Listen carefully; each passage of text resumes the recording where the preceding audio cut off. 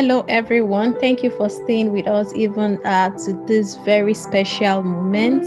I'll be introducing to us our guests for tonight, even as we prepare to go into the session that God has prepared for us at this moment.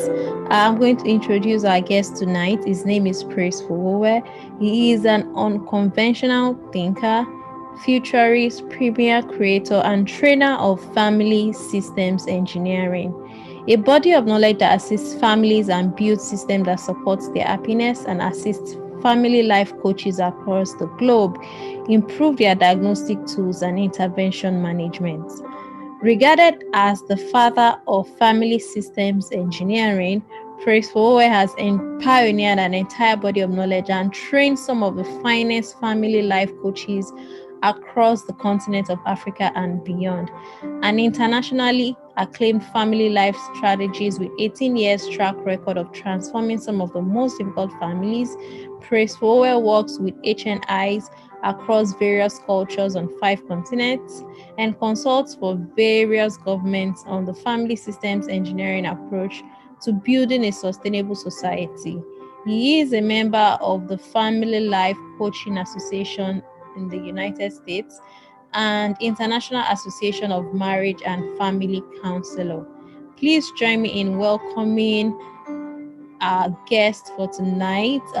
Families are blessed and rich through him in many ways, and he has so much impacted the family systems across the world, starting from our own continent of Africa, and he's a trainer of even the finest of coaches around the globe. Please join me.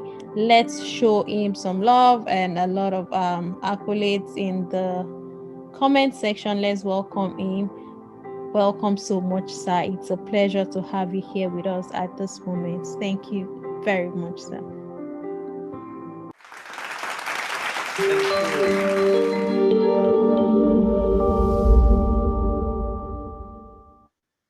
Okay, thank you very much for this special invitation, Wura. Amazing, amazing job you're doing. Thank you for bringing to the fore um, a subject that is least discussed by many, not understood by the people who even talk about it. So it complicates the matter because I know very few people who had a good relationship with their father. Very, very few. I don't know so many because I didn't have a good relationship with my father growing up. I mean, it's almost like it's becoming norm in our world right now for people to win awards and they talk about their mom, my mother. Then you begin to ask yourself, where are the fathers? From Bishop Oedeko talks about his grandmother. You hardly hear him talk about his mother, his father. Pastor Bakari talks about his mother. You hardly hear him talk about his father. Kirk Franklin talks about his mother. Even Bill Gates speaks a lot about his mother. Elon Musk doesn't have a relationship with his father. It's about his mother. And we can see how that has affected loads of people across the globe. I'll just put on my slide so that I can be moderated and I can stick within the time frame that I have. Now, I have titled this Fatherhood for Hire or Fathers for Hire, rediscovering the purpose of fatherhood. Now, I'll start the way I normally would start every session. That the most powerful force on earth is the force of an idea. That ideas is what produce thoughts. Thoughts produce concepts, and concepts produce vision. You cannot you can only understand life to the extent of how correct your concept is. That all of you listening to me, you didn't know yourself before you got on this planet. You were told about you. You were given your name. You were raised the way you were raised. And there are so many things you believe that you have never studied. So I have met lots of women who have never studied the concept of womanhood since they were born, and they are in their 50s. I have met mothers who have, been mothers for 40 years, yet they've never studied the concept of motherhood.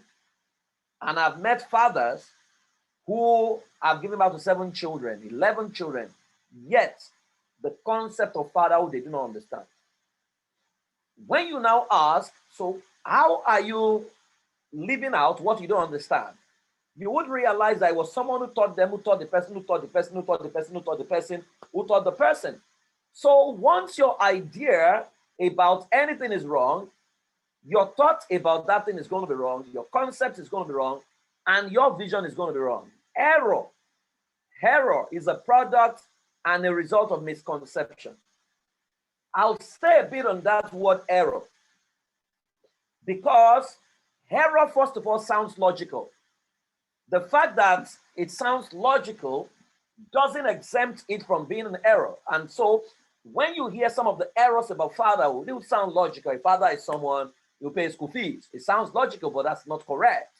You know, a father is someone who can donate semen, a sperm donor, you know, and you see a lot of manifestations of that, you know, which is not correct. But people teach that how can you call yourself? In fact, the places where fatherhood is wrongly taught the most is on the pulpit, because the custodians of the messages from the pulpit do not understand the difference between a father, a man, and a husband. These are three totally different concepts that people use interchangeably. So the fact that someone has a child, they just assume it's a father. You can have a child and be a human sperm donation company, you know, because any woman can go to a sperm bank. So you can be a mobile sperm bank as a man without necessarily being a father, because fatherhood means you need to align to specific roles, to specific role description. Once you don't fulfill those role description, you can't call yourself a father. Now, error can produce results. Error is appealing. Error can be generational. Error is promoted by the loved and the respected, because the greatest carriers of error are also the greatest carriers of truth. Error can give momentary satisfaction, but it reveals the vacuum. Error can become true to the naive. The greatest error in our world today is the error of assumption. Right? When the concept of fatherhood is not properly defined, lives will be taught from one generation to another, and lives will be destroyed. So, fatherhood is not taught, fatherhood is not discussed. So, how are we supposed to have fathers? When a man assumes that role, gives birth to a child, and the burden of taking care of the home is trusted into him, he's going to literally kill him, especially if manhood in him does not exist. So what we have are lots of men who have not understood manhood, then they become husbands, they don't understand being a husband, and now they become fathers. So you have confusion, raised to power three. You have men who don't understand manhood, because the concept of man, for example, is the concept of humanity. Man is not gender centric. Man means humanity expressed in two gender, male and female. Now, as simple as that is, not many people understand it. Not many people teach it. So you have a man who can't stand the fact that there's a woman he needs to respect, right? Who sees a woman as an inferior, who is has low self-esteem, right? That man becomes a husband. He's going to think that he has been given a chieftaincy title, which means he's totally retired from the kitchen. He never cooks. It is an insult to wash his plate. It's an insult for you to serve him food with two meat, right? And so there's an error there. Forgetting that if he doesn't get it right as a husband as well, it's going to affect his fatherhood, because a new generation is going to be birthed that will learn from what they see him do. So that's how error is transferred from one. So you see consistently, a man has a father. I mean, a man has a father who ran away from home. Now he's already a father. He's running away from home. Something is taking him away, whether work, in the name of work, in the name of business, in the name of ministry. He's a pastor, but he's not at home, right? It's not leading. It's not a father, but he can teach, he can do a lot of things. In fact, I always say to people that when you understand fatherhood, you will know how almost impossible it is for you to say you are a father to 1,000 people. Because fatherhood to one, if you are a father to one person, right, it would literally take your life away. So people use, this is my son, this is my daughter, as a cliche.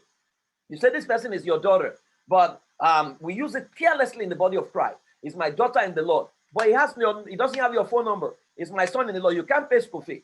You know, it's the son in the Lord. You cannot see it in the most critical moments of their life. So when this concept is not understood, abuse is going to be inevitable. So the questions I have, who taught us about manhood and fatherhood? If you ask this question, you would realize that they will tell you, my father taught me. Who taught your father? His father. Who taught the father? His father, father. A man who was a father in the Stone Age. A man who has learned to flog, shout, scream, hunting for squirrel with a Dane gun. That's the man that taught the man that taught the man that taught the man that taught the man that taught the great grandfather, who taught the great grandfather, who taught the father. Men who were insecure, father who doesn't understand anything, right? Who just feel, I've donated cement, I can pay school fees, I don't have to give emotional support. A father who cannot hug, who cannot sit with a child, who cannot discuss, who cannot hear a child back. That was the man that taught the man that taught the man that taught us. So many of us are living with the software of the Stone Age, even though we're carrying iPad. Number 2 question, in whose culture were you taught? Because culture is taught as scriptures on many pulpits. So that's why you see American fathers are different from Nigerian fathers. Even Nigerian fathers, Yoruba fathers are different from Igbo fathers. Igbo fathers, even when people now say we are born again, they now bring the culture into kingdom, so it becomes a cultural Christianity, as it were. Now, what has been the report card of the culture that taught us? How many fathers have truly produced children who can say, my father? You hear Solomon write about David consistently. He will say, my father taught me, my father taught me, my father taught me. How many children can actually say their father taught them? Now, until your culture aligns with the kingdom culture, our world will be caught in the well of error, taught by cultural folks who don't understand fatherhood. Now, what do we teach about father? If the father never cried, a father has 6 parts, he earns 9 digits income, owns 7 estates, perfect, flies first class, but ownership of private jet will be added advantage, can flaunt a child, right? That's the fathers people are looking for. Amazing war chest, super executive award winner, spam donor, and godly. Now, these are the things people are looking for, and this is exactly what is killing people. The simplicity of fatherhood is destroyed by the complexity of expectation of the society.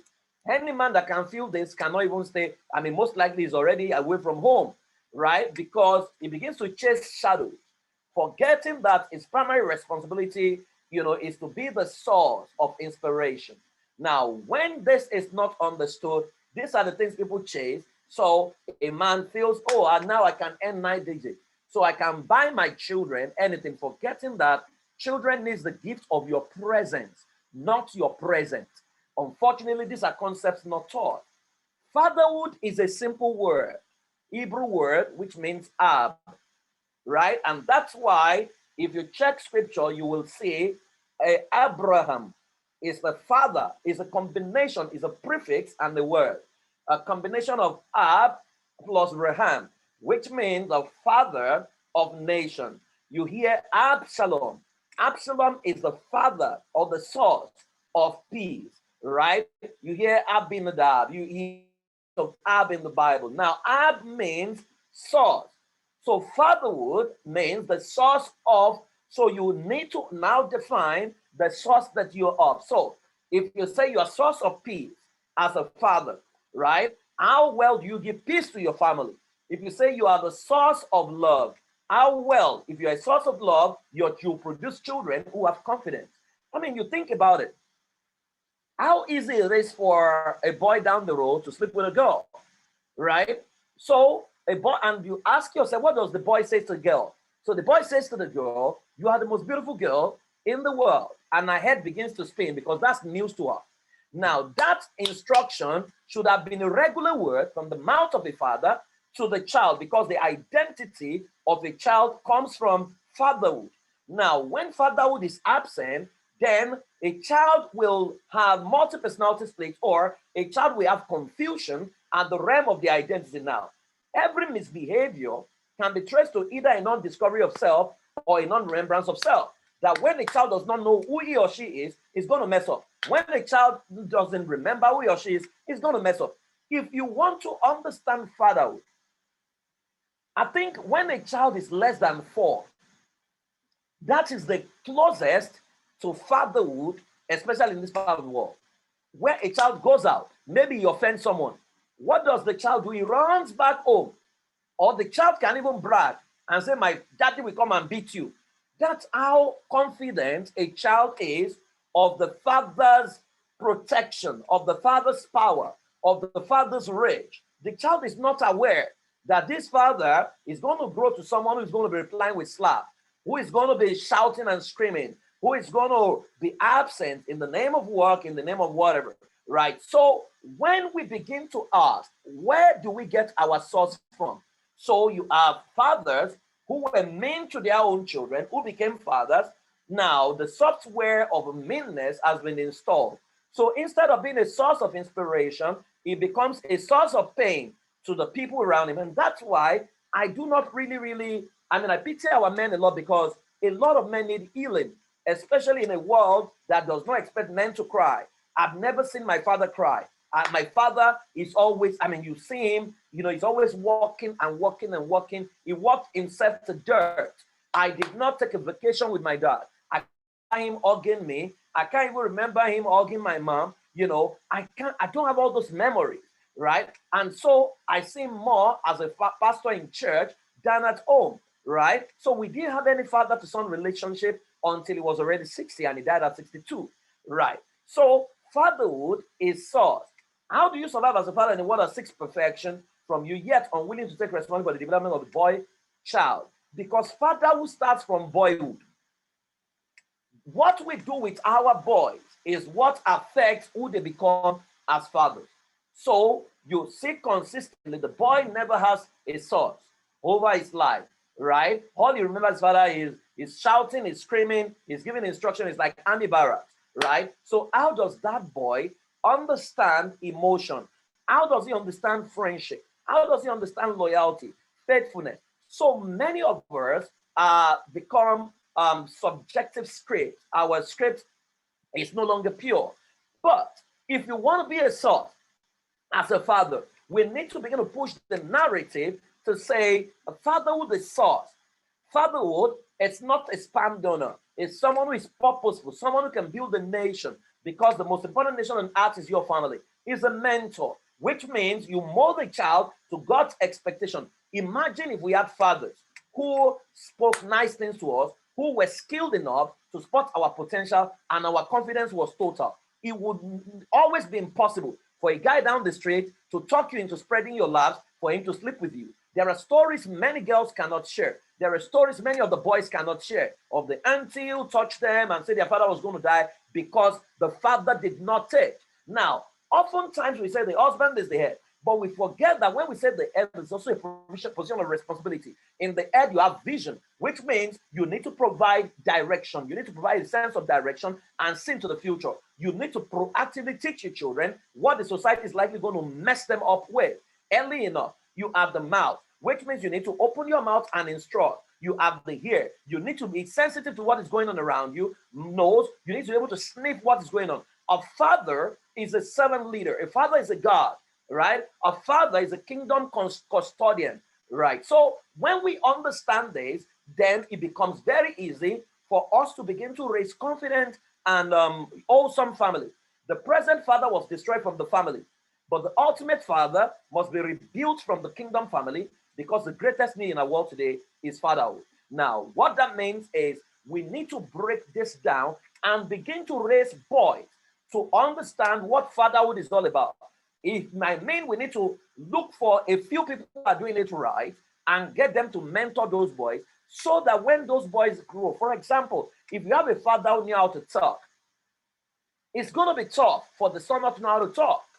My son, for example, did not know that women are the ones who cook in some places. He was not aware. Why? He met me cooking, he met me going to the market, and he met me washing my plate. I did not tell him, David, when you finish eating, wash your plate. No, he assumed that it was the normal thing human beings did, until he got to school and he saw GSS primary 3 textbook in Nigeria, which says that the role of mommy is to cook food, the role of daddy is to go to work, right? And it was strange to him. So you can see how the educational system can even mess up the perspective about fatherhood. So I wanted to be a servant leader. So I would do the normal things that maybe the average father would not do. So my son learned by observation. What we need are role models, because for us to do that, we need to create a new system within our family, the governance system, What kind of governance do you run in your family? Is it servant leadership? Is it autocratic? Is it military rule? Is it democracy? Whatever it is. What is the communication system like? How do we talk as this family? These are things fathers must institute. What is our educational economic systems like? Can it protect the best interest of our children when we don't have enough? How do we communicate to them? What is the healthcare system? What is the educational system? The intellectual firepower of the people in this family, and how do we secure them? Now, let me tidy this up so that I don't bore you with what I consider the greatest manual and script for fatherhood, which we call the Lord's Prayer. It started with our Father. Now, notice that it didn't say my Father, which means fatherhood, you are not just a source to your biological children. You are a source to many more people, because fatherhood is scarce. So it means one of us might end up becoming a father to about 30, right? And so they are not your biological children, which is why you see the greatest need in our world is fatherhood. That's why you see a 60-year-old man in church calling a 40-year-old pastor my father in the Lord. He's looking for a father. Everyone is looking for a father. 1 million people call one man. That's our father. That's our father. They send money to him because they are looking for someone who they can call father. So it talks about our father, which means you cannot be self-centered. You need to move from the realm of your personal need to a collective responsibility. To say, as a man, how do we begin to raise responsible fathers who can now be a source? Remember, the word fatherhood is source. Who can be a new generation of ancestors and a source of inspiration to many. Look at the father of our nation, Nigeria. It's like a source of pain to everyone because they kill people. He does not address the country. They kidnap people. He says nothing, right? He only talks when maybe Fulani headsmen are talked about. Now, that's not the kind of father anybody wants, right? So when you say you are the governor of a state, it means you are the father of a state. So if you are looting the money, then what you are saying is that I am not a father to the resident. And so you have a lot of irresponsible people at the helm of affairs masquerading as fathers. Number two, who art in heaven, which means it's not enough for you to be willing to take responsibility for more people. You need to have a clear domain, right? Where are you from? Where's your template from? Is it kingdom fatherhood or is it Yoruba fatherhood? Are you from the Yoruba nation? Are you kingdom driven or you are Yoruba nation driven? If you are Yoruba nation driven, then the words that can come out of your mouth, for example, when the child does what is not comfortable with you, you can say Omolasan Ikejaja, which means you are just slightly better than a dog, right? If a child breaks plate, you can scream and say Oloshiwonio, Olori Burukuwonye. That means maybe you are crazy, because those were the words that came out of our fathers when we were growing up, right? So where is your domain? Where are you domiciled? We must know your source. Number three, hallowed be your name, which talks about credibility. For you to be a proper father, your name must be credible. That when they mention your name is not associated with evil. You can't be associated with looting. You can't be associated with, they don't mention your name and people cringe. They don't mention your name and people ease, right? That the integrity of your name must be strong enough that it can open doors for your children, right? That if your child just mentions and say, I'm a praise Fowowe, doors naturally open because of the integrity and the reputation you have built over time. And that's why I always say to fathers, your name is all you have. Once that name is messed up, you might mess up an entire generation. That's why if you go somewhere and someone says, my name is Praise Mandela, the first question you will ask is, which of the Mandela? If he says Mandela of South Africa, you are so excited to welcome him. Even if it's a 419, you are excited to say, wow, your father was a great man. Now, what is the credibility? When men begin to understand this, we will begin to know that we can't afford to be rapists, we can't afford to be corrupt people, and what have you. Then the next one is, thy kingdom come, right? As a father, it talks about influence, right? That where does your influence spread into? How do you extend your influence? Your influence are your values. Your influence are your competence. Your influence are your productivity. They are the things that come out of you, right? So for example, if you are the one who has found the cure to cancer, that is influence, right? It will open doors for your family. If you are the one who is bringing peace all over the world, that is your influence. That where does your influence extend to? Is it in the beer parlor, or does your influence extend to an entire generation and you are making them smile? Next one is thy will be done on earth as it is in heaven. That's purpose plus alignment. That every father must have a clear purpose. Will is the same word as purpose. Now, to say, does your purpose align with heaven's purpose for humanity? Right? That God sends people to you. How do you treat them? How do you handle them? Other people's children, what do you do with them? What do you do to them? Now, so when we understand that as a father, you must be purposeful. It's been said that when the purpose of the thing is not understood, Dr. Miles Monroe says, abnormal use is inevitable. Then you will know before you go and donate semen, you need to have found your purpose. There are 7 principles that govern purpose, right?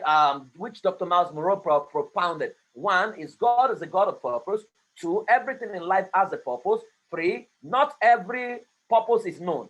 4, when purpose is not known, abuse is inevitable. Number 5, if you want to know the purpose of a thing, never ask the thing. Number 6, purpose is only found in the art of the manufacturer of a thing. And number 7, purpose is the only key to fulfillment, which means if you don't know whose you are, you may not know why you are here, right? So to say, is your purpose in alignment? So for example, imagine a father who says his purpose is to loot, right? That is not in alignment with heaven's agenda. It represents another organization entirely. Then the next thing is give us this day our daily bread, which is provision, right? But it's also planning, because the original Hebrew Greek translation of that place says, give us today what we will eat for the rest of our life. That's what that place is saying, which talks about building a system that imagine you have a father who has built a system of wealth that you can afford to go to Harvard. You can afford to go to everywhere you want to go, right? You will not have to bother about basic things, and a guy will not come and say, I'll give you 50K. You are going to be looking at the guy. Imagine who can go and meet Bill Gates' son now, daughter, and say, you know what, let me sleep with you. Let me spoil you with money. She's just going to look at you and say, are you okay? Are you serious? Right? That fathers must make provisions available. You don't have to be a Bill Gates, but if you don't have, you must be able to work out and explain. It's about communication. You need to constantly tell your children, if I have more, I will do more. Then the next one is, and forgive our trespasses as we forgive those who trespass against. That talks about being a lover. Fatherhood is being a lover, right? A father does not keep a record of wrong. You are not that kind of person, which means you must practice advanced forgiveness, right? Which is a heart that's willing to forget before the offense is committed. To say, as a father, I must understand and envisage that my children will hear, right? And every time they hear is an opportunity to remind them of who they are, because every time they hear, it means they have forgotten who they are. It's an opportunity. It's not an opportunity to scream and shout and flog. And it's an opportunity to have the conversation and remind them of who they are. That was why when the prodigal son came back, the father did not say, where did you go? The father restored him back to sonship. In fact, he wanted to be a servant. The father know that this is a blood covenant. You cannot, a son can never be a servant, no matter what he does. But some of our parents, they equate our behavior to our identity. So let's say a girl got pregnant. Now she's saying another, that was how you got pregnant that day. You begin to consistently remind your daughter or your child of the mistake they make, thereby messing up their esteem. Lead us not into temptation, which means fatherhood provides security. What that means is everything and everything. What leads a lot of our children into temptation is a lack of esteem, sound esteem. And we are the ones who destroy those esteem by our shouting and tantrum. What that means is we need to provide a system where an environment where our children don't see us as the lion of the tribe of the home, where we look more like Amadio or Shongo. We need to become lovers that they can relate with and they can talk to. A guy will talk to your daughter anyhow, and the daughter must respond, do you know who I am? Do you know who my father is? I'm going to talk to my father about it. Or somebody comes and say, oh, let us go to that party. Don't tell your father. And your daughter calls and says, Daddy, can you imagine this foolish person telling me I should not talk to you? We must provide that security, right? Lead us not in temptation, but deliver us from evil, which means Part of the role description of fatherhood is to be a savior. What that means is, yes, sometimes you say to your child, don't do this, but your child does it. The next thing is to save your child, right? So fathers are not the ones, because there, I mean, if you are your bad father, for example, your what will drive you is that addict that says a bad child belongs to the mother, a good child belongs to the father. No, if you are living by that mantra, you are an irresponsible father, because part of the role description of a father is being a savior. So the question and the narrative we need to begin to push now is, how do we get those men who understand this role description, who are saviors, who can secure their children, who are lovers, who can provide, whose purpose is in alignment with heaven's purpose, who can spread their influence, and whose name is credible, who have a clear address, a clear source and domain. Not fathers who are met in the front of bottles every day at night, and they come home and begin to destroy the neighborhood, right? And fathers who can actually serve as a shield over an entire generation, becoming a new ancestor. Our world is in their need of true fathers who can become a source of hope and inspiration to creating a new generation. But the responsibility today, based on the book that Wura has written, is for us to practically begin to model it. It's not even about teaching it. We first need to live it out. Then by living it out, people will see us and they will copy us. Then we can begin to document it. We must practically model fatherhood to a generation whose understanding of fatherhood is messed up. Wura, I congratulate you for the job you've done, and I wish you all the best. I believe that in our generation, a new generation of fathers will arise who understand everything we have highlighted. And I believe we will make God proud and rebuild our world. Thank you very much. God bless. Wow, thank you so much, sir. That was an amazing and a very impactful session. And I think one of the things that really stirred up some of these things, this book and everything, is just realizing, even as an adult, that I never paused to think about what fathers actually do and what they mean. It's just so wonderful to have it like clearly stated that this is what fathers actually do. Whether they do it or not, or whether we can see the examples, does not matter. This is what they do, and I really want to appreciate you for putting it together in such a succinct manner that everyone can actually take something away from here. Let's have it in the comment section. What is one thing that stood out to you from today's session? What is one thing that you won't forget? What is one thing that you've learned today that yes, that is very dear to your heart? And I want us to also put our questions in the comment section. I want us to ask whatever questions we have in the couple of minutes that we have left. I think I'll ask my question first of all. And my question is, we have this gap from what it should be to what is right now. How do the dots connect? Where do we start from? Who should we look to be taught? Who should we, because I know the Bible says a lot of things, and we can also follow the Bible, but aside from the Bible, where else? Because everywhere around us, our environment is probably teaching us something different.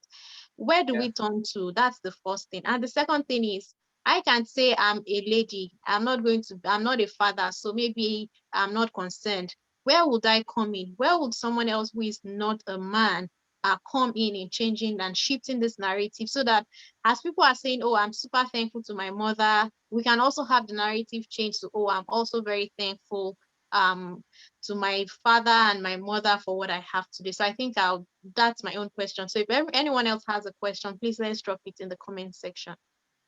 I think that we must look for the few people who are doing it right and begin to document. That was what I did. I noticed that there was no certification program in Africa on family systems. So I went to study 40 couples who have done 40 years in marriage. And I began to ask questions, and I began to build a model out of what they had done. That was what became family system engineering certification course. So we need to find fathers and study them, ask questions, and build into a model that can be taught. That's the only way. Once we do that, then a mother will teach a boy, because those boys are the ones who are going to become fathers. So when people say, because you can't gather men and say, let us change men, so men will never change no matter what you do. But we have boys in our hands. And as at the last time I checked, maybe except for a few, I'm a hands-on dad, you know, but as at the last time I checked, more women actually raise their children than men. A lot of men just provide money, right? So what you need to do, if we have that body of knowledge, we can now begin to, what do you call it now? Script because the future of parenting is scripting. Now begin to script our children. My mother put me in the kitchen, right? That's why I could cook. She put me in the kitchen. My father never knew how to cook. My mother taught me pastries, taught me everything, and I ran a restaurant before. I've sold zobo before. I mean, now I do all my cooking. I mean, because my mother taught me. So there is a lot we can do, right? She taught me how to treat, women, how to treat ladies, how to handle, even though some of them I fell away from them after a while when I got to university, but she laid a proper foundation for me, right? So we can always get it right because nothing trumps the power of observation. What you teach in words is very inferior to what someone in front of you is living out. That's why, for example, in Nigeria, it's tough for us to be billionaires because we don't have too many role model billionaires. Because all our billionaires, you don't know their story. There's always something missing in their story, that they can't say to people. But if you have someone who built from the scratch, then it becomes very easy. We can read his books. You have already written a book right now. We need a proper manual on fatherhood. Once we begin to have that, people begin to read it, we can now create a community of men and women who begin to master it, like a support group system, and they begin to domesticate it, and they can monitor themselves and challenge themselves. And before you know it, a new generation is built. That's what I think we need to do. Wow, thank you so much. That's very helpful. I think Mr. David has a question. I don't know if you want to unmute yourself. I can see your hands up. I don't know if you have a question or if it's just a mistake or something. Yeah, you actually question. So you somehow asked the question, but I would want to just type it, but I won't be able to express myself well while typing it. So a question, and I think I'll also get a reply to the question from the comment the speaker have actually given. So to further maybe add to the question, which I actually want to ask before, just in a way of adding to Sister Wora's question, who have actually done that for us. So yes, this is a problem, and getting a solution will be good for everyone, will be good for the society. So this is my thinking, which I want to find out if it is something like a solution as well. So my thinking is this. So we've actually mentioned that, women actually have these full pack emotion. Many people who are successful today give credit to their mothers. Many give credits to their grandmothers. And I begin to see that it seems the women, they are looking to be to me, the perfect people to actually take this up. Why do I say so? The children who are growing up, maybe just to take an example of women that I know, they have actually taught their children, even while they are growing up, the sons, the children. So, oh, this is the way you need to take care of your wife. This is the way you need to take care of your son. And I began to see mothers teaching their sons while they were growing up of who they should be when they are fathers. So I begin to then see that it seems the position of the woman,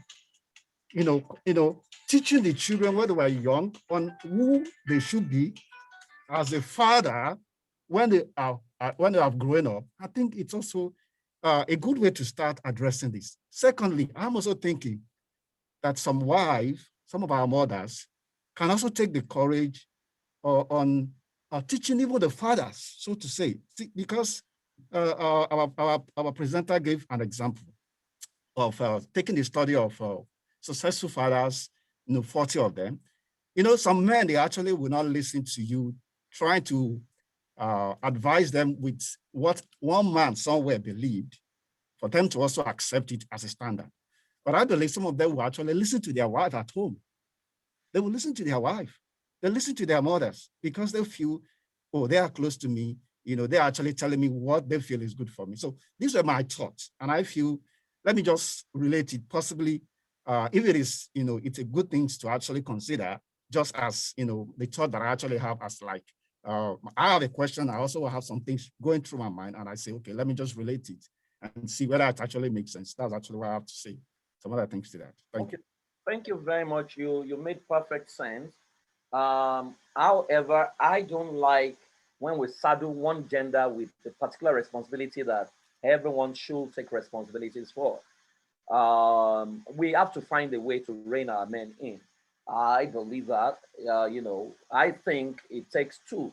When a father and a mother are the ones responsible for modeling and teaching children, a child becomes a balanced person than when it's just a mother.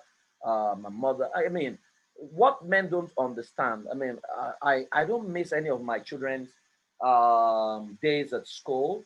I don't. Now I've missed a couple because now my children are my wife is in school in Canada, so my children are with her. So because I have to shuttle right now, so I've missed a few. But there's no day that we don't have our sessions on Zoom and what have you. Because there is a trend that men have not noticed, that a lot of Nigerian men become lonely in their old age because the children come to pick their mom in the name of grandma duties, come and take care of baby, and they leave daddy behind. It's another way of saying, because children don't know who pays school fees. The person they see on Intel Sports Day, the person they see during PTA, the person they see during Open Day is the one they assume pays school fees. So I learned that early, and I told my wife, when they are coming to carry you, they will carry us together. So let me be showing up. So we're showing up together. It's always, when I'm talking to my children, for example, my son, we're talking, you will never see me with my phone or fiddling with my phone. No, because if you are with your phone, you are communicating to him that there's someone more important than him at that point in time. So I never do it, right? So if more fathers are able to show up, because parenting is spelled present, you need to show up. It's not by present, giving gifts. No, it's presence. You need to be there, right? So when they see you wash plates, your boy will not be expecting a woman who will be a cook. He will not be expecting one woman who will come. My son has no expectation. He's the one who cooks for everybody now, right? He tells me, so that I've made breakfast for everyone. I've done it because he saw me do it. There is no preaching I would have done that will make him do it than my example, right? And that's why we need to begin to understand that when our culture says a man should not go to the kitchen, we are killing the future generation by passing error to them. Because if human beings eat, human beings should cook. There's nobody that came from heaven. All the cooking competition I've ever watched on TV, men are the ones winning it. So where did we get this notion from? That women are better cooks, women are better whatever. Every human being is a skill. It can be learned. And you will always find time for what is a priority for you. If your children are a priority, you will create time. If they are not a priority, your job will be a priority, right? When I was the one raising my son, every speaking again that I clashed with my time with him, I turned them down because it was my priority. So it is about what we need to do. If we zone it to women, then we should not complain when a child wins Grammy and he says it's my mother. He wins this thing. He says it's my mother. We should not complain. And we now be saying he has forgotten that I pay school fees. Excuse me, bros. You were just a sponsor. Maybe God sent you to sponsor the education. You are not a father. Mm-hmm.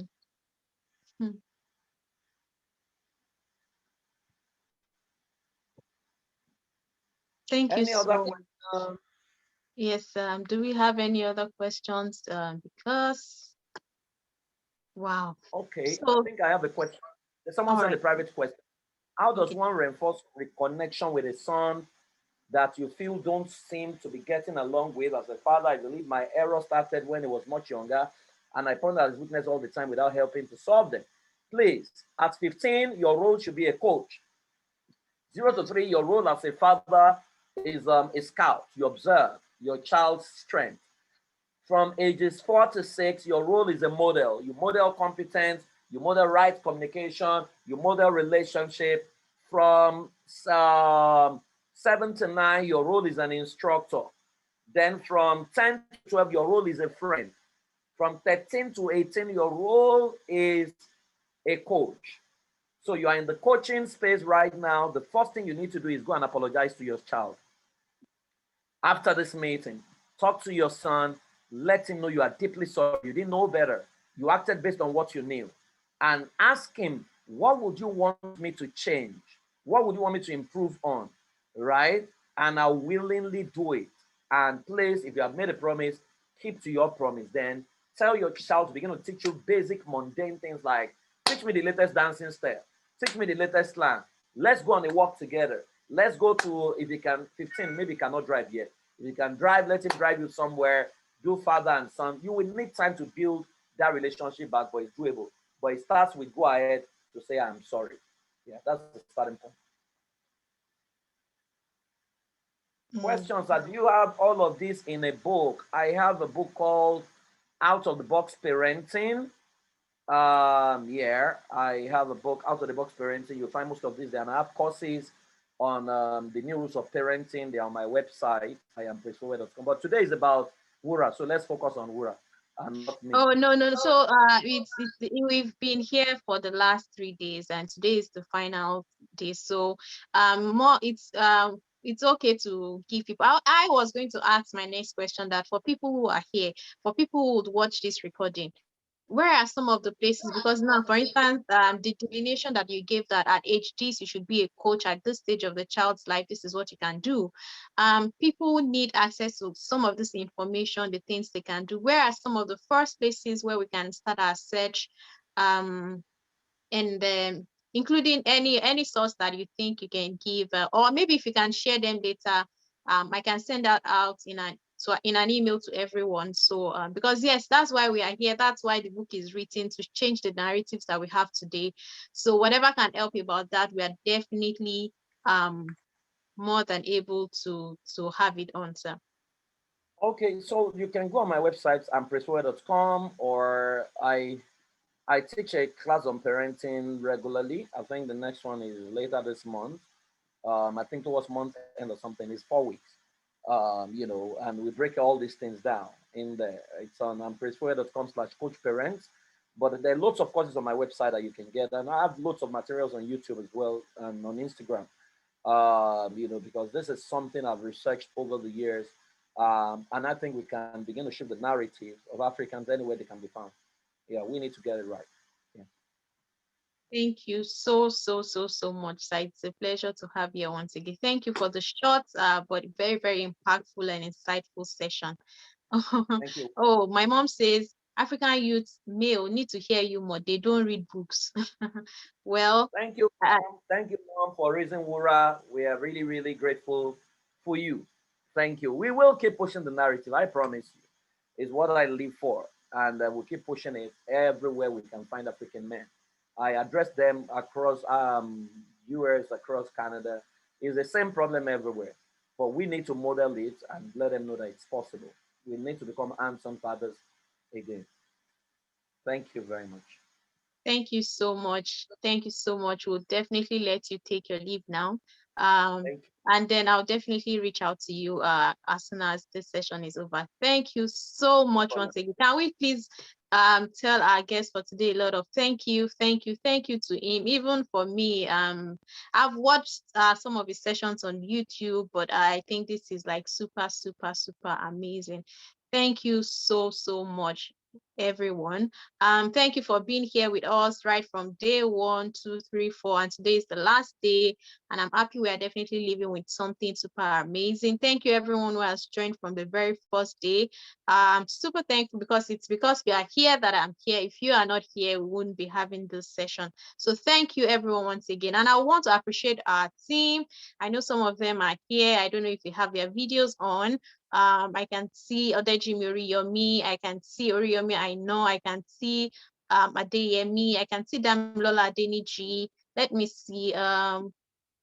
super amazing people, very helpful people that have helped. Yes, I can see Oriyomi. Thank you for turning on your camera. Yes, let's see who else. I want you to everyone to say a big thank you to Pastor Stephen Olugbero. All our wonderful videos from day one has been shared by Pastor Steve, and it's a lot of work to do. Thank you so much for making that happen, Pastor Steve. We appreciate you.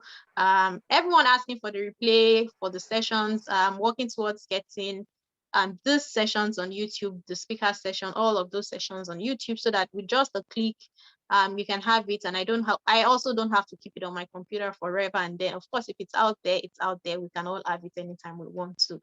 Okay, I'm also super thankful to friends and family who have made this possible. My super amazing friend Aziz Timtokwe is here.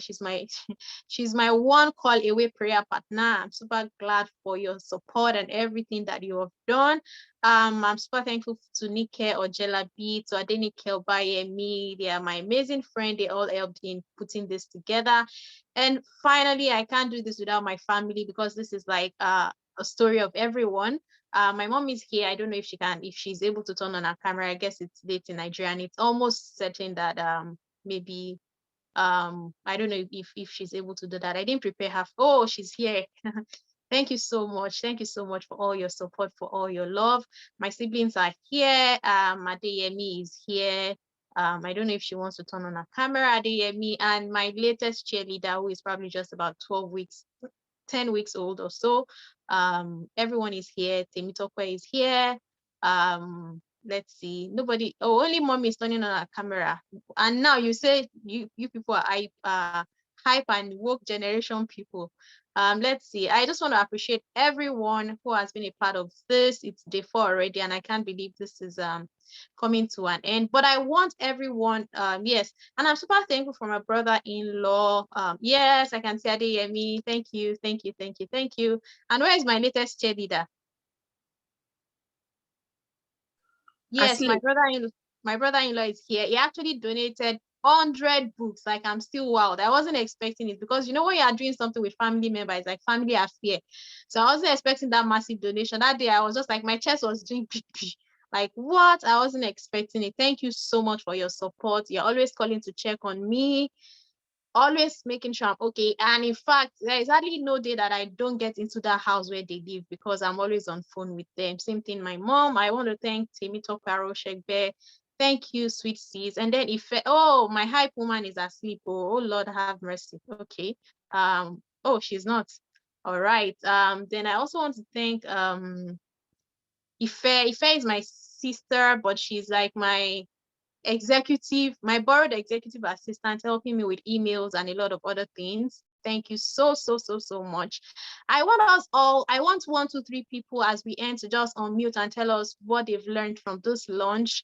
Everything that we've done so far. What are the areas that, because this is just a start for me, and I'm so happy that we have people like Coach Prince Fowowe, who are out there trying to make things happen. So what is one thing you've learned? What is one thing you are taking away? What is one thing you think we can work more on to shift the narratives? 2 important things that we are talking about: how God built, and also shifting the fatherhood narratives. 2 important parts to this story. That's why we are here.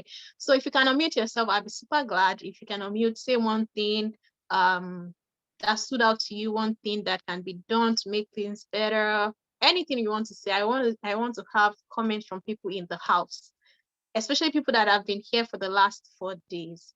So this is our last session. Yes. Let's see who wants to do that for us. Hello. Yes, hello. Hello, I would like to appreciate. Can you hear me? Yes, we can all hear you.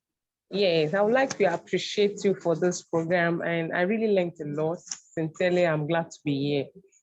The very first day where we had the honest conversation issue with Dr. Esther Lunge was telling us to, one thing that stood out for me on that very first day is that we should have an honest conversation with God on that very first day. Even on the second day when Dr. Sam also spoke, he talked about we are not forsaken and we are not also forgotten. We are not forsaken, we are not forgotten. You also talked about, and also Mrs. Bumi Odua yesterday talked about, in fact, yesterday's one was wow. He said we should keep trusting God and our relationship with God. Are you still there? Yes, yes, we can hear you. And today being the last day is super amazing. Sincerely, I need to tell the men. You are muted for me. We stopped hearing you. Can you hear me still? Can you hear me now? Yes. Yes. I said today is super amazing. I need to tell the men in my life all I learned today, sincerely. I really want to thank you, Dr. Wura, for doing this. Yeah, thank you so much. It's about all of us. It's not just about me. So thank you for your kind comments and your words of encouragement. Yes, let's have more people say something. Yes. I don't want to call names anyway. That would be too bad. But please, let's say something. Yes. It doesn't have to be what has been said, but yes, just I think I already said all the things we could talk about.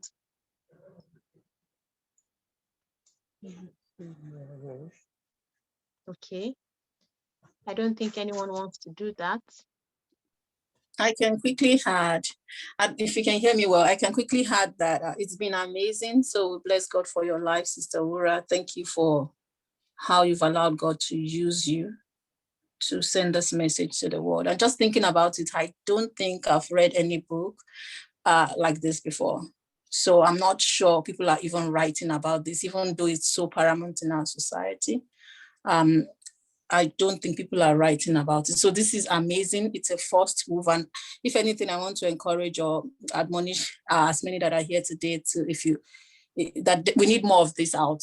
Whether it's a blog, whether it's YouTube, whatever you can do to contribute to your quota, to speaking to the men in our lives, to allow God to use them in this way. And beyond men, I mean, there are also women. This book is focused on the space, the gap that we feel in our lives when our men or fathers are missing. But I think there are also places for moms as well. So, I mean, it's a call to every one of us that is here, including myself, to in any way possible, nothing is little. Even in our conversation, like somebody who contributed earlier was saying, even just speaking to your husband, your sons. So in whatever capacity, if we are not living here with anything, we should live here with a burden in our hearts to make our own little changes. If you're a mom, you're a sister, you can speak to your brothers. You can begin to talk to your young brothers who are yet to be married and begin to speak to them about the importance of learning about fatherhood and what God, how God intends for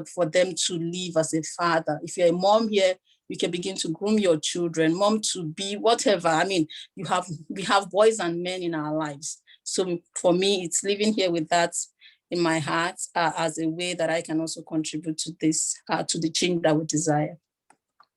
Thank you so much for that short and amazing one. I really appreciate it. Thank you for your support in making this happen. Yes, we have Mr. David. His hand is up. I don't know if that was the previous time or the new one, but let's find out. It's a new one. So right. Yeah, so I just have to, anyway, let me just speak to represent the men. So obviously, for doing that.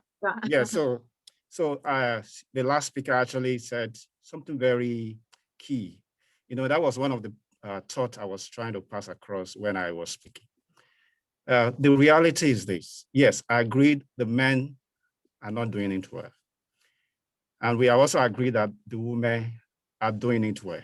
Men also agree to that fact. And I'm of an opinion that men don't really need to go extra mile looking for who to teach them when they have the woman who knows how to do it better. So the last speaker actually said, yes, as a woman, take the pain, talk to the men. Yes, I know there are women who are talking to the men. It's not working the way it should have been because of the approach. And that's where I actually wants to major on. The approach.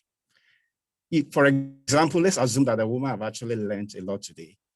And getting home, he bashed all these things on the man. The man will actually not want to listen. Or a woman gets home today and he begins to, make all kinds of blame on the man. Oh, see what we learned today? We know you men will not change. That man will not change. And I've known a woman to be very soft. They know how to talk to the men. I have met wonderful women, I must tell you. And so such a woman really needs to use the same approach to talk to the men. Let me tell you the reality. Many men, or most men, will not listen at first. But when you keep saying it, they will get to listen to you. That's just the men for you.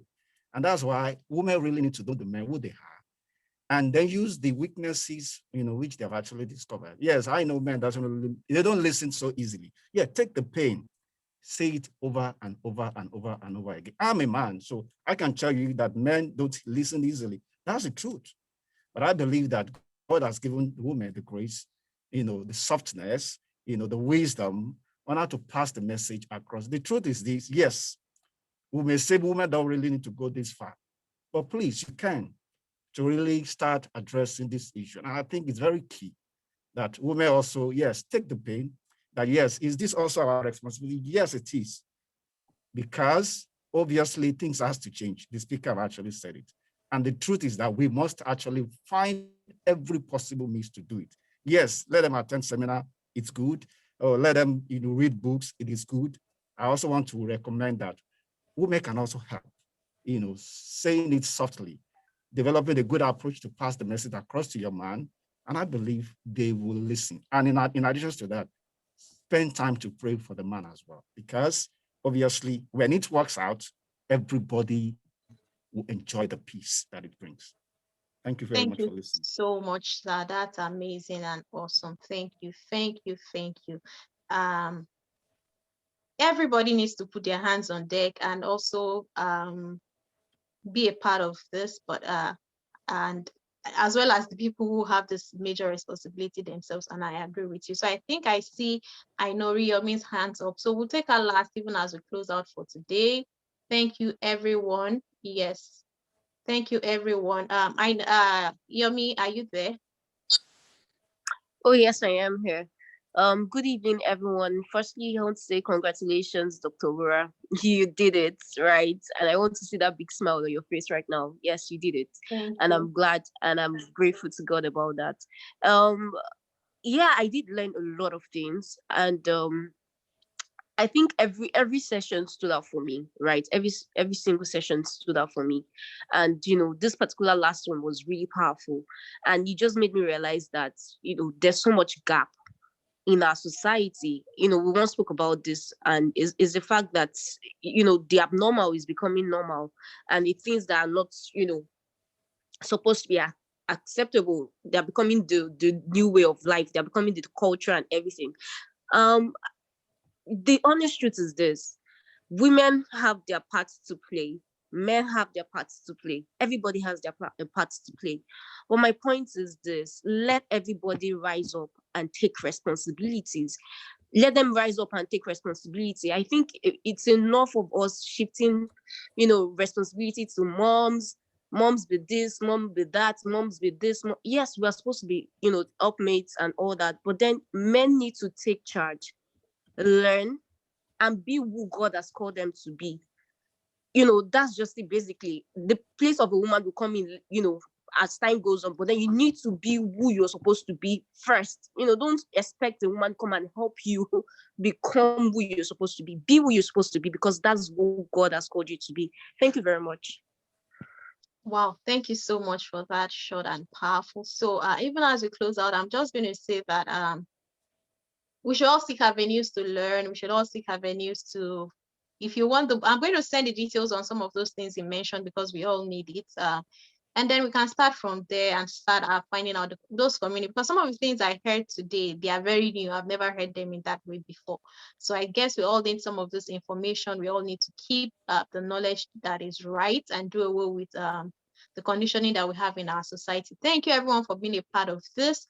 I think for the last 3 days, we've talked about the book. If you've not gotten your copy, make sure you do. If you're on this call and you're yet to get a copy, I don't know, I want to cover my face, but let me not do that. And I don't know if we can, if Pastor Steve has the slides by his side. Oh, you want to say something, sir? Yeah. Am I permitted? Okay, Yes, just yes. 1 minute. 1 minute. Yes, sir. Let's run through it. Okay. First, I want to say congratulations for this amazing job that you have done, and we're so proud about how you have been able to come up with such an amazing piece. And you've not just spoken for yourself; you've spoken for the four ladies. You've spoken for so many ladies out there, so many men out there that can't speak for themselves. So many people that have been bottling this kind of issues. I believe this is going to sort of make a lot of sense to them, and it will encourage someone as well to be able to do more. What I was going to suggest tonight is as many as we have here, I know some people are already leaving. Anyone that will be interested in getting the book, we'll be happy to offer them at least a copy each, so that they can also have to read if they have not read it, or if they don't have a copy. That's like a token that we're giving for coming for the last 3 days. And anybody that has been here that is not here as well, let's give them one copy. So that's going to be my suggestion, and we'll cover the cost. Wow. Amazing, amazing, amazing. Thank you so much, sir. So everybody here, if you want a free copy, please send me an email, and I'll work out the arrangements with Mr. Abraham Sunday. If you want a copy of this book, reach out to me, and then we can work things out. Okay, I have someone else who wants to share, and I'll also give her 1 minute. My dearest Aziz Demitokwe, would you unmute yourself and say something? Good evening, everyone. Good evening. Thank you all for showing up, and thanks for your time. Thank you so much for your generosity. And let me say once again, we already got 100 copies from Mr. Abraham Sunday, like 100. So I don't even know what to say again. All right, sis, sorry to cut you off. It's okay. So congratulations. It's amazing to see that after putting in the efforts and all day sleepless night, it's worth it. And I also want to put it out to the men there. Mr. David, please. There is this polygamous side of the men that are seated so deep, like a culture. And I've seen it's gradually, even our women are beginning to accept it as a normal thing to do. So please, if you are a ladies on this call tonight, I'm begging you, I'm urging you, please, don't be an enabler to these characters, to this behavior. Don't be scared on losing out. You will never be alone, and your life is never going to be lonely. We've been hearing for the past 3 days, those void, those emptiness, that God is able to fill it. So please, and one thing that I want the men to truly understand is this. I have a polygamous background, and I have my fatherly love. But I've seen the relationship within him and the wives. And watching him in his old age, I realized that truly a polygamous man doesn't have an anchor for his soul. Everyone, at the end of the day, you will be lonely to yourself. You can be in a room full of people and you'll still be lonely because there is no emotional connection and the foundation is not laid. So please, as you are raising the bar for fatherhood, I'm pleading, I'm begging, please, being an husband too is very important. So let's balance it. And to our ladies, please, I'm begging you to, if you have anything to do with another woman's husband, don't be the reason why another woman is going to bed crying. I don't know, I didn't even thought about it, but I had that seated deep in my spirit. I just may have to bring it out there. I believe it's a word for somebody. Do not be the reason why another woman is crying. please, we are paying it forward to ensure that the family unit is back to the original purpose. Please, may the Lord heal every of our pains, every of our hurts. If you have been hurt before, may you encounter true healing and wholeness so that you don't keep on bleeding, even on people that didn't hurt you. God bless you and have a wonderful night. Thank you.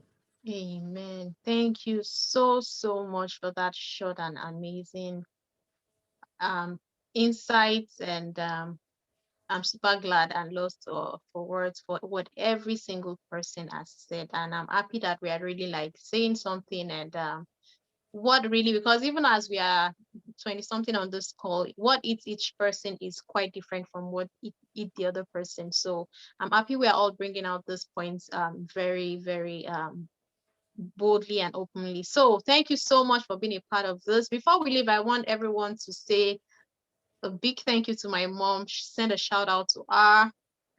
Thank you so much. I'm super glad I have God. That's why I'm here today. I'm super glad I have both my parents. That's why I'm here today. But I'm also extra glad that I have my mom. That's why I'm here today. Thank you so much for all you do. Thank you so, so much. So you can still be a part of this because we have this very, very big goal to reach out to young ones in orphanages, people in counseling units, people in shelters and things like that. So if you have not contributed to this course, I know you are getting a free copy today, but you can also be that person for someone who needs to read this piece. Let's not forget that. I know we still have other free offers, but I think the offer we have tonight is like, we already have it all free. So maybe we should just stop this slide here since we already have a free for all for everyone. Thank you everyone once again. I really appreciate you. Thank you for making this possible. Thank you for being here through all the journey of the last 4 days. Today is the longest. I think today we're almost spending like 80 something minutes already. Thank you, thank you, thank you. I super appreciate you. Thank you for all you do. Thank you for your support. And I say till we meet again, I am not sure when that will be and how that would happen. Thank you for all you do. I super appreciate you. Have a wonderful rest of your day. Don't forget, send me an email to support us on this project. Sending out this book to as many. Thank you so much for thanking. Thank you, everyone. Don't forget to donate. I usually try to get donations before we leave, but I found out that people send me donations when we are done. We get a lot of anonymous donation. I love people here are very humble and they're like, let me not blow my trumpet. So please, it's with just 2,000 naira or just $5. You can be a part of this. Send me an email and we'll be happy to have your contributions. Once again, have a wonderful evening. I don't know, there's always usually after party, so if you want to wait behind, you're welcome to wait behind as well.